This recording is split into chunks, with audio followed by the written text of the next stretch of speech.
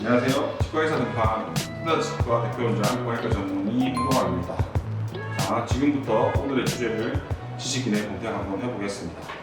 사랑니 발치할 때 잇몸 마취, 요런 제목이네요. 어제 사랑니 한쪽을 뺐는데 마취 주사를 넣을 때 입술까지 접기가 통하는 찌릿한 느낌. 그 이후로는 찌릿한 느낌이 안 들길래 사랑니 다 빼고 나왔는데 생각해보니까 이상해서 질문드립니다. 사랑니 뽑으려고 마취했을 때는 저번에 못 받았다 이런 느낌을 뽑고 나니까 마취가 더 풀린 느낌이 계속 난다. 벌려보니 이제 잇몸 주사 넣은 부분에 점차 상처도 생겼다. 잘못된 거 아니냐. 찌릿한 느낌이 꽤 심했는데 저번이랑 마취 풀린 느낌이 달라서 걱정된다. 이렇게 되어 있습니다. 자, 여기서 이제 포인트는 일단 마취했을 때 그 찌릿한 느낌이 첫 번째입니다.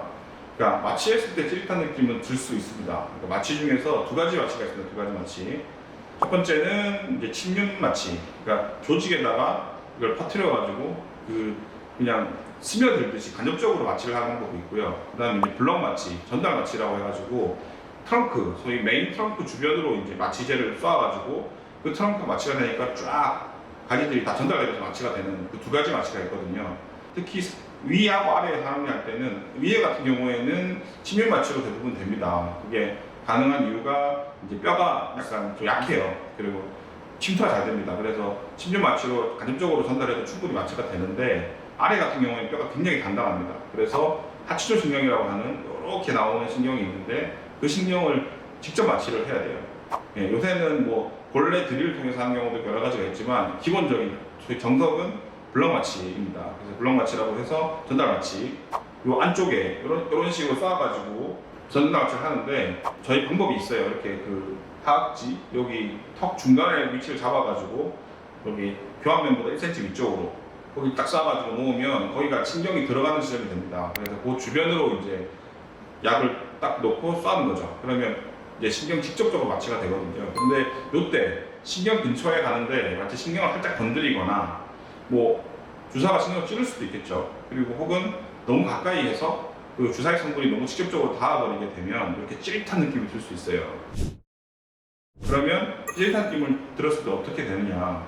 정말 약간 몸서리 치듯이 약간 찌릿하게 와요. 쫙 퍼지듯이 오기 때문에 그런 경우에는 만일에 그 주변으로, 신경 주변으로 갔다. 근데 이게 무조건 신경을 찔렀다라고 말할 수는 없기 때문에 그래서 치과의사 중에서는 전달 마취를 좀 피하시는 분들도 좀 있습니다. 왜냐하면 이것 때문에 문제가 생길 수도 있거든요.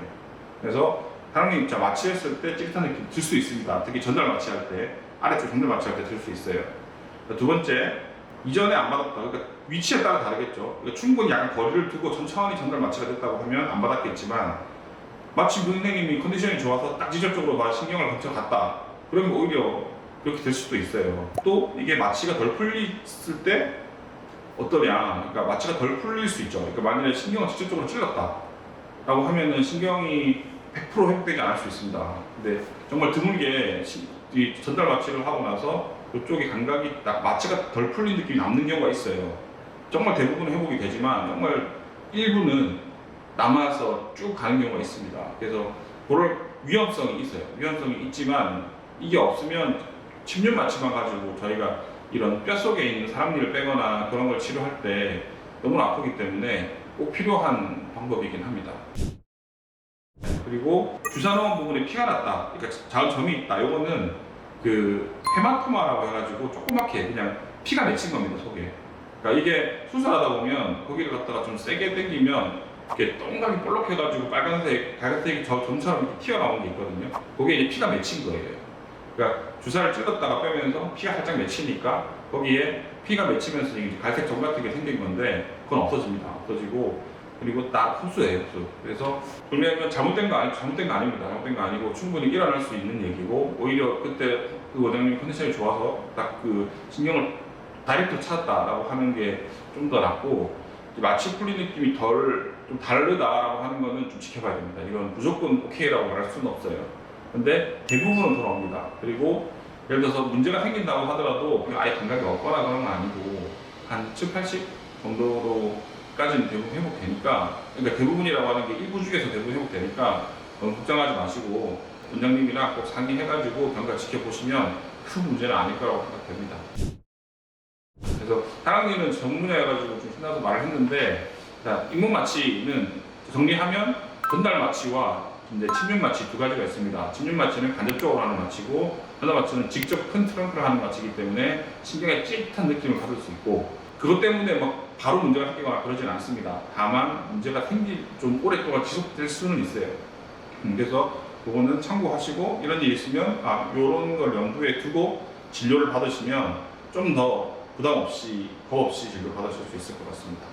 이제 사랑니 뽑을 때도 그렇고, 뭐 여러 가지 수술을 할 때 마취에 대한 환자분들이 두려움이 진짜 많잖아요. 그리고 이렇게 찌릿한 느낌 한번 받으면 이제 소름 끼치듯이 느낌 받으면서 이거 뭐 잘못되는 거 아니야 생각하시는 분들이 있는데, 저희 슬라치과도 그렇고 많은 치과 의사들이 이걸 줄이기 위해서 굉장히 많은 노력을 하고 있어요. 뭐 마취 앰플의 온도를 들고 있어도 온도에 올린다든지, 아니면 자입 속도를 굉장히 천천히 한다든지, 뭐 아니면 부위를 갖다가 좀 더 옆으로 해가지고 퍼뜨리듯이 마취를 한다든지, 여러 가지들이 있으니까 너무 겁먹지 마시고, 이런 것들을 할 때에는 충분히 저희가 이제 이런 말씀드린 것들을 이해하면 생각보다 그럴 수 있구나라고 생각하는 정도로 이해해 주시면 좀 도움이 될 것 같습니다. 그리고 진짜 너무 겁이 나가지고 이 정도도 못하겠다라고 하신 분들은 요새 많이 하는 이제 의식화 진정, 혹은 수면 마취라는 이름으로 알려져 있는데, 이런 걸 통해서 이런 마취하는 순간만 잠깐 기억이 엎어져도 훨씬 도움이 되니까요. 좀 치과 치료에 있어서 좀 더 부담을 줄일 수 있는 방법이 될 것 같습니다.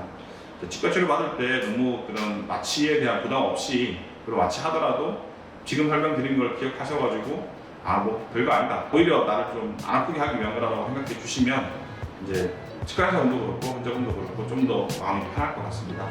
이상 본인등판 치과의사 공학과 전문의 홍보원이었습니다. 감사합니다.